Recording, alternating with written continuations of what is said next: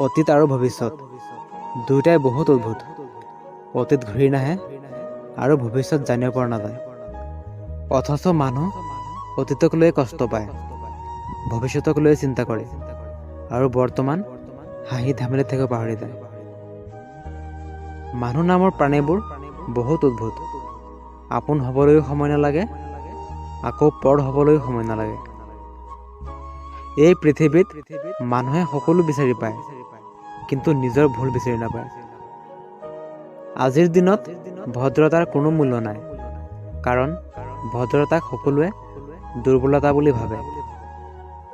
কোনোবাই মনত আঘাত দিলে দুখ নকৰিবা, পাৰিলে আঘাত দিয়াজনক ধন্যবাদ দিয়া, কাৰণ আঘাতবোৰে অভিজ্ঞতা দিয়ে।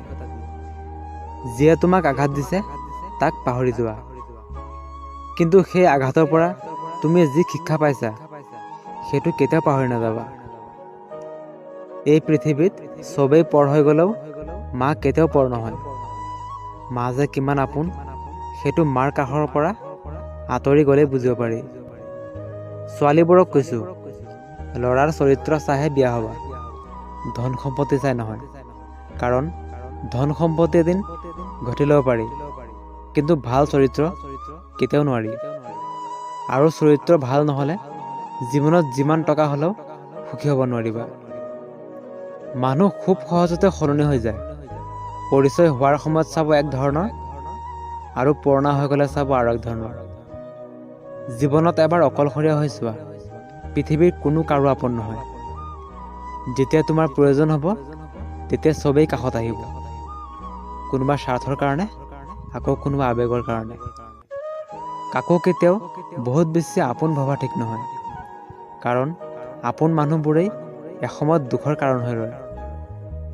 যিটো সম্পৰ্কত খং, অভিমান, সন্দেহ এইবোৰ নাই, সেইটো কেতিয়াও সঁচা ভালপোৱা হ'ব নোৱাৰে।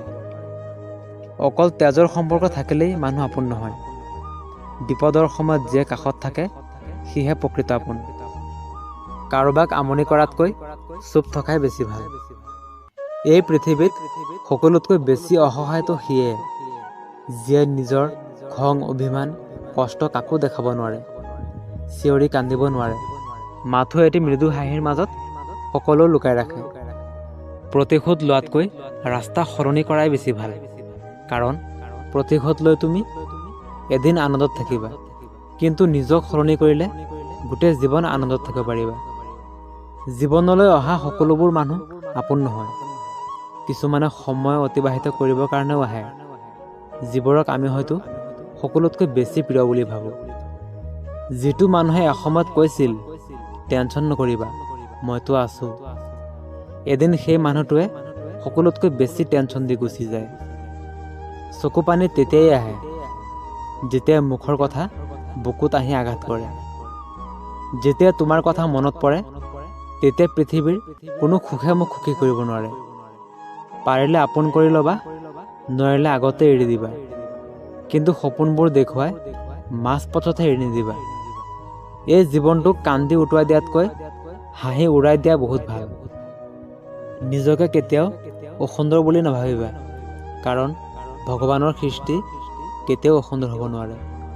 সেই মানুহটোৰ কেতিয়াও ভৰসা নাভাঙিবা, যিয়ে সকলো হেৰুৱাই তোমাৰ ভৰসাত জীয়াই আছে। পখিলাৰ পিছে পিছে দৌৰি সময় নষ্ট নকৰিবা, ভালকৈ ফুলৰ খেতি কৰা, ধুনীয়া ধুনীয়া পখিলা নিজে আহি ধৰা দিব।